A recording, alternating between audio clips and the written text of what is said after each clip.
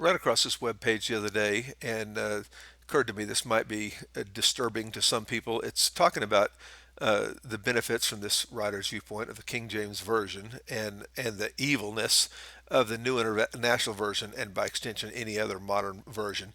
And they're by pointing out that there are a number of verses in the NIV that are not there. So I'm just going to draw attention to this one here. Matthew 18:11. That'll be our focus today. And you notice there are quite a number of, and this list is not anywhere anything like complete. There'd be a whole lot of others as well. So let's look at Logos Bible Software and see what's going on here. So here's our verse from the King James. The Son of Man is come to save that which was lost. And if you look in the NIV, sure enough, this verse 11 is not there. There is a footnote that says some manuscripts include, here are the words of Luke 19:10. If you have the paper version of the Bible, this note would be on the bottom of the page. And if you're ever curious how often this kind of thing shows up, just look at the footnotes and you'll see it doesn't show up very often. Read or listened to a video the other day of a seminary professor that talked about, he put the number at about 1 in 1,000, and he pointed out that if you had a document, 1,000 word document, and one word was missing, you could still figure out what's going on. And that really is the main thing that I'm trying to say here is that the text of the Bible that you hold in your hand, whatever Bible that is, the King James, the New American Standard, the New Living, the New NIV, any Bible you hold in your hand, the text you have in your hand is incredibly reliable. Read one book, and the writer said it is just embarrassing how reliable our ancient manuscripts are compared to any other source from the ancient world. But anyway, we do have occasional issues, and where you have those issues, any modern translation will have a footnote, and it'll point out that there's an issue around that verse. Anywhere there's not a footnote, we know there's virtual 100% agreement. Now, some translation, like the New American Standard, will include this verse, but they put it in brackets, and the note in this case says, there's one note that says this is essentially Luke 19:10, but this note here says early manuscripts do not contain this verse. So let's see if we can figure out what's going on here. Here is what's called the majority text, sometimes called the Byzantine or Western text, and sure enough, there it is. Came for the Son of Man to save the lost. And just by the way, every now and then you'll hear someone talk about how word for word translations are so much better. The problem with the word for word translation is you just come up with language we don't fully understand. So a word for word translation of this verse came for the Son of Man to save the lost.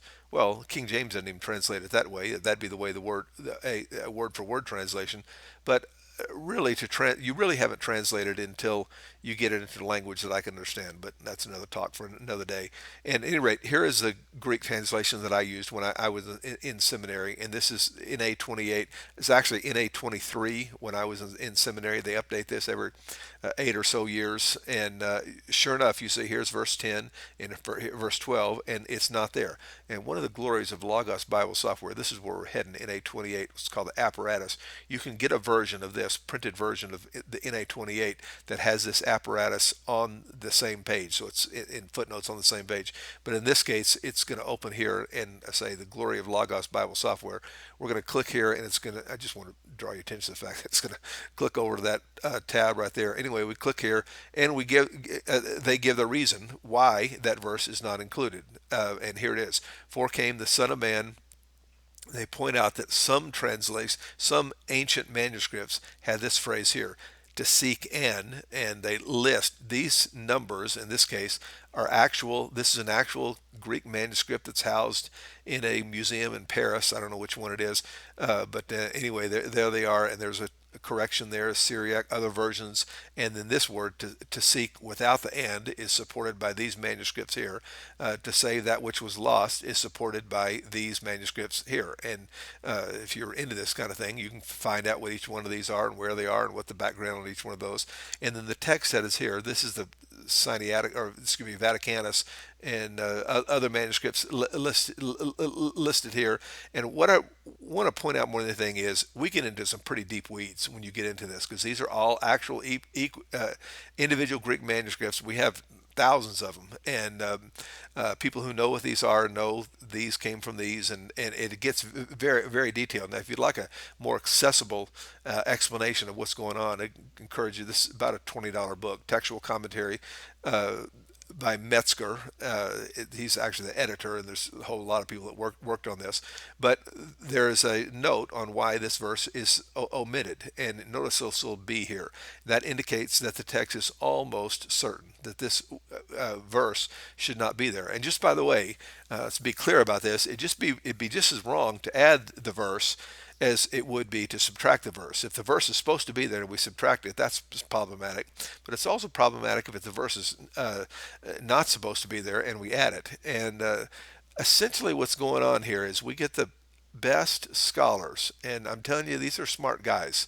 The guy that taught me Greek, I remember one moment in Greek class, one of the guys on the front row asked kind of an off the cuff question, completely unrelated to what Dr. Vaughn, Curtis Vaughn, is my Greek professor, one of them, completely unrelated to what he had to say that day. And the professor said, "Well, you know, I was reading this part of the Greek New Testament and this morning in my quiet time, and what do you think?" And I'll never forget Dr. Vaughn says, "Well, if you look in Kittle, and just if you don't know, Kittle is the definitive work on the Greek New Testament. It's 10 volumes, alphabetized, about 18 inches of hardback small print.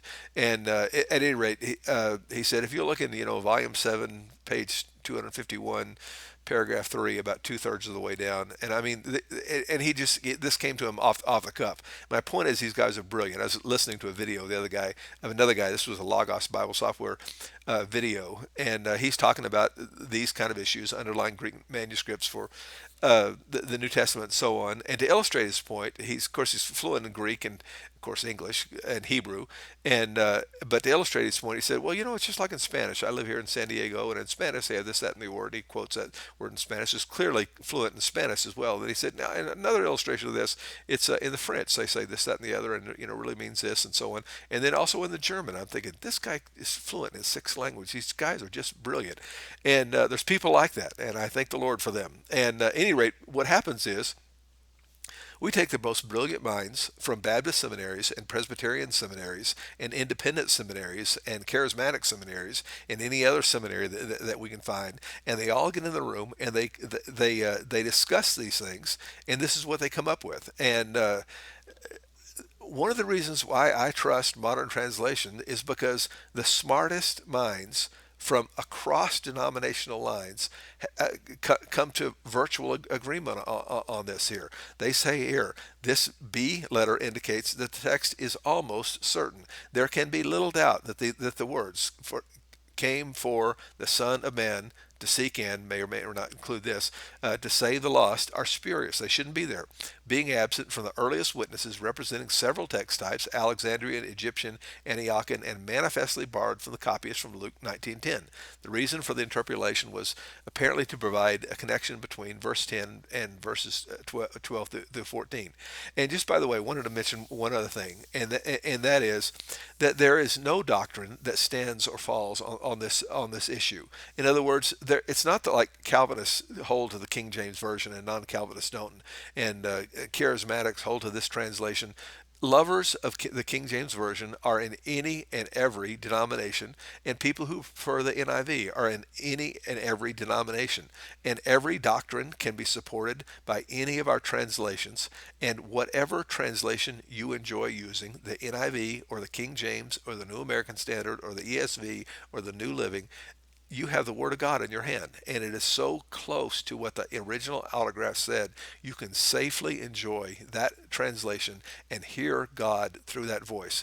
And those that would tell you that these modern translations are just evil. I listened to a video last night of a guy that said, if you get saved and you read the NIV and the Lord does not speak to you and tell you that translation is of the devil, and he actually used that phrase, that translation is of the devil, you are just not saved. You cannot be saved unless you at least migrate at some point, as I understood what he's saying, to the King James Version. And of course, I come at this from the viewpoint of a missionary's kid, by the way.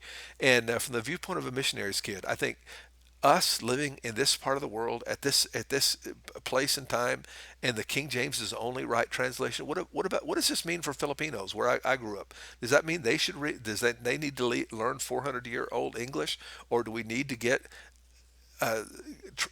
manuscripts that we have clearly older and better manuscripts now, but ignore all of the findings over the last 400 years and then translate the older Greek into Filipino, and should we translate it into 400-year-old Filipino?